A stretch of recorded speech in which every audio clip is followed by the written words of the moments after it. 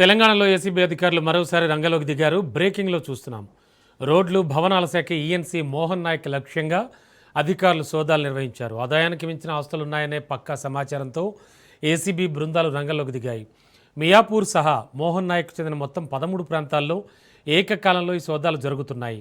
ఆయన నివాసాలు, కార్యాలయాలు, బంధువులు మరియు సన్నిహితులలో ఈ తెల్లవారుజాము నుంచే తనిఖీలు కొనసాగుతూ ఉన్నాయి.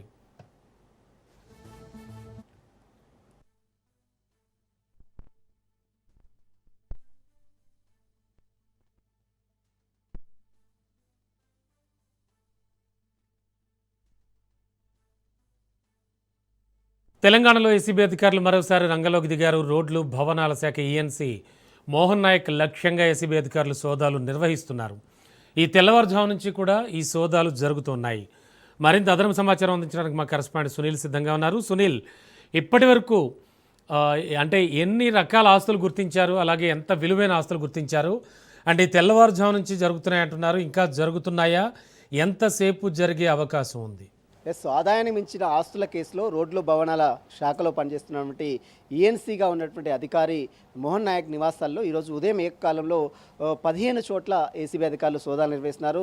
మియాపూర్లో ఉన్నటువంటి తన నివాసంతో పాటు తన కుటుంబ సభ్యుల నివాసాలు, తన బంధువుల నివాసాల్లో కూడా ప్రస్తుతం అయితే ఇంకా సోదాలు అయితే కంటిన్యూ కొనసాగుతున్నాయి. ఇక మియాపూర్లో తన నివాసంలో ఒక్కసారిగా ఏసీబీ అధికారులు సోదాలు చేసిన తర్వాత కళ్ళు బయర్లు కమ్మే విధంగా బంగారపు ఆభరణాలతో పాటు నోట్ల కట్టలు మొత్తం కూడా పూర్తిగా బయటపడ్డటువంటి పరిస్థితి మనం చూడొచ్చు. విజువల్స్లో రాజ్ న్యూస్ స్క్రీన్ మీద మనం చూడొచ్చు. విజువల్స్ దాదాపు గోల్డ్ బిస్కెట్స్తో పాటు మరోవైపు కట్టల నగదుతో పాటు విదేశీ మద్యం అంటే ఫారెన్ లిక్కర్ సైతము ఇంట్లో దాచుకున్నటువంటి పరిస్థితి మనం చూడొచ్చు. మొత్తం విజువల్స్ మొత్తం కూడా చూస్తున్నట్లయితే ఏ విధంగా ఇతను లంచాలు తీసుకొని ఇదంతా కూడా చేశాడంటూ కూడా పెద్ద ఎత్తున ఇతనిపై అభియోగాలు, ఆరోపణలు వినబడంతోనే ఈరోజు ఏసీబీ అధికారులు ఏకకాలంలో 15 చోట్ల ప్రస్తుతం అయితే సోదాలు అయితే కంటిన్యూ కొనసాగిస్తున్నారు. రోడ్ల భవనాల శాఖలో ఈఎన్సీగా పనిచేస్తున్నటువంటి ఒక అధికారి ఇప్పటి వరకు దాదాపు 100 కోట్ల విలువైనటువంటి ఆస్తులను, విలువైనటువంటి బంగారు ఆభరణాలను, బంగారు నగదుతో పాటు మరోవైపు లిక్విడ్ క్యాష్తో పాటు మరోవైపు స్థిరచర ఆస్తులు అంటే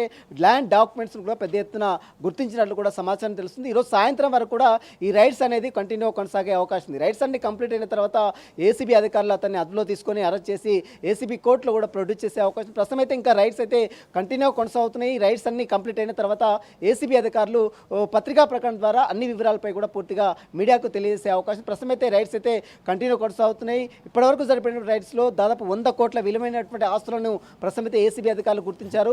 మొత్తం బంగారపు ఆభరణాలు, విదేశీ మద్యాన్ని, మరోవైపు నగదుని కూడా, లిక్విడ్ క్యాష్ను కూడా ఇంట్లో ఎవరైనా అధికారి దాదాపు 1 లక్ష, 2 లక్షలు, 5 లక్షల రూపాయ నగదు క్యాష్ పెట్టుకుంటారు. కానీ ఇక్కడ చూసినట్లయితే కట్టలు నగదు బయటపడ్డటువంటి పరిస్థితి మనం చూడొచ్చు. బ్యాంక్ లాకర్స్ కూడా ఉన్నట్లు ఏసీబీ అధికారులు చెప్తున్నారు. ఒకవేళ బ్యాంక్ లాకర్స్ ఉంటే అందులో మరి గోల్డ్ కూడా ఇంకా బయటపడే అవకాశం ఉన్నట్లు కూడా తెలుస్తుంది. ప్రస్తుతం అయితే ఏసీబీ అధికారులు జరుపుతున్నటువంటి సోదాలు మాత్రం ఇంకా కంటిన్యూ కొనసాగుతున్నాయి. ఈ సోదాలన్నీ సాయంత్రం వరకు కూడా కంప్లీట్ అయిన తర్వాత ఏసీబీ అధికారులు వీటికి సంబంధించినటువంటి వివరాలపై కూడా పూర్తిగా మీడియాకు తెలియజేసే అవకాశం ఉంది. రమణ. Thank you Sunil.